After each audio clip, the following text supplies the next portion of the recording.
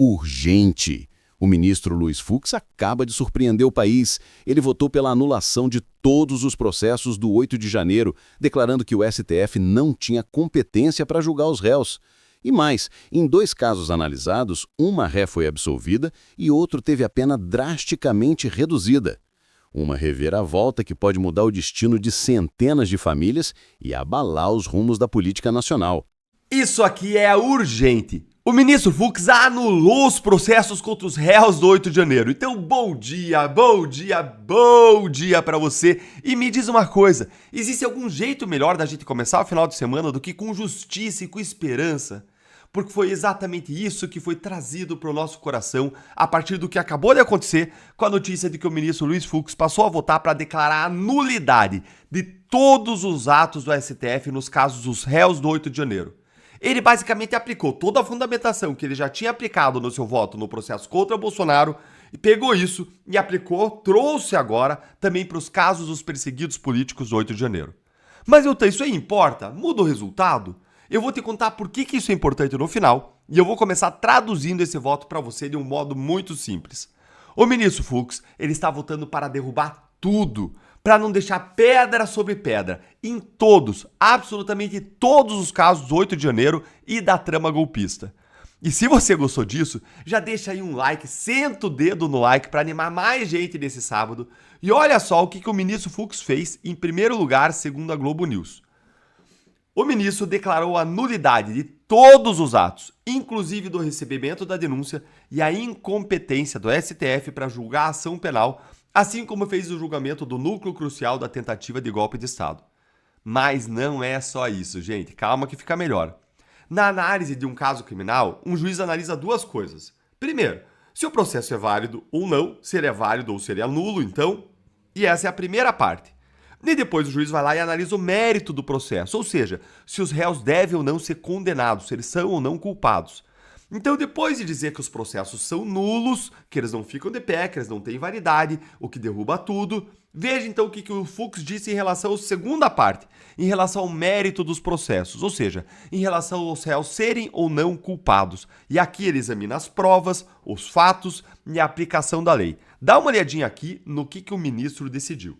Ministro Luiz Fux, na verdade, essa apresentação dele diz respeito a um julgamento que aconteceu lá atrás, em maio, e que ele pediu vista. Agora, então, ele apresenta essas decisões em relação a 2 réus. Para um réu, que é uma mulher, ele acabou defendendo a absolvição. E para o outro, ele acabou diminuindo a pena que tinha sido já colocada ali pelo relator e seguida por pelo menos 2 ministros da primeira turma. Então, para o primeiro caso, o ministro Luiz Fux entendeu o seguinte, que Cristiane Angélica Dumont Araújo, que veio de Santa Catarina para os atos golpistas do 8 de janeiro de 2023, ela pôde ser absolvida. No entendimento do ministro, ela foi acusada de participar das invasões, mas não havia ali provas contra ela, que nas imagens avaliadas não se mostra a mulher de 59 anos cometendo nenhum tipo ali de problemas, assim, de mexer ali com os bens públicos mesmo, né, de atacar. Não quebrou um azulejo, é óbvio o que a gente fala, em relação à maior parte dos réus ali não tem prova de que eles quebraram um azulejo. Os bens públicos, então ele acabou entendendo que seria necessário a absolvição dessa ré.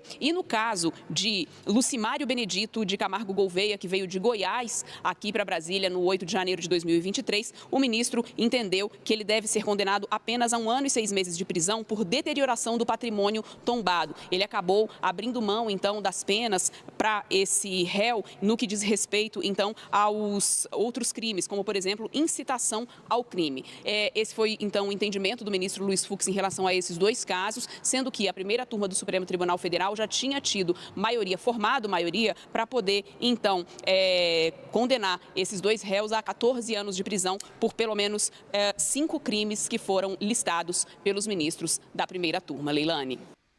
Você entendeu? Você entendeu o que aconteceu? Fux decidiu de forma totalmente técnica, como um juiz, como todo juiz deveria fazer. E como ele já tinha feito antes nos casos da Débora e no caso Bolsonaro. Então entende aqui, na primeira parte, em relação a esses 2 réus, em relação aos preliminares, à validade desses casos, ele declarou a nulidade de todos os atos do STF, dizendo que o tribunal não tem competência para julgar réus sem foro privilegiado. E esse mesmo argumento que ele usou aqui, que tinha usado no caso Bolsonaro, se estende para todos todos os outros casos do 8 de janeiro. Ou seja, em relação a todos, ele vai revisar os julgamentos, ele vai se posicionar dizendo que são todos os casos absolutamente nulos. E aí, na segunda parte da análise que o juiz faz, na hora de decidir a condenação ou absolvição, na segunda parte, quando o juiz olha o mérito, aí o Fux individualizou a conduta de cada um, olhou o que tem de prova, o que tem de comportamento de cada um, avaliou isso e inocentou aquela ré de 59 anos em relação a quem não tinha nenhuma prova de crime contra ela. E condenou outro réu apenas pelo crime de dano. Porque ele, de fato, quebrou alguma coisa lá no 8 de janeiro. E aí condenou a pouco mais de 1 ano de prisão. E não a 14 anos como os outros políticos de toga tinham decidido. Gente, essas decisões do ministro Fux são extremamente importantes. Porque elas plantam, mais uma vez, os fundamentos de uma futura anulação desses casos pelo Supremo quando o cenário político for propício. Seja com uma vitória da direita nas eleições de 2026, seja com uma nova composição do Supremo Tribunal Federal. Fux está fazendo certo. Ele está anulando os processos que são e sempre foram nulos e, no mérito, está analisando caso a caso. Quem fez, quem não fez, tem prova, não tem. Parabéns, ministro Fux. A justiça e as famílias dos perseguidos políticos agradecem. O Brasil agradece, porque sem ter justiça, sem ter ordem, a gente não tem como construir prosperidade. Se você gostou, conta aí para as pessoas, se inscreve no canal que é a sua casa, vira membro para você apoiar de forma mais intensa nosso trabalho, ver nossos vídeos exclusivos e ainda ter prioridade na resposta aos seus comentários. Grande abraço, bom começo do final de semana e até o próximo vídeo.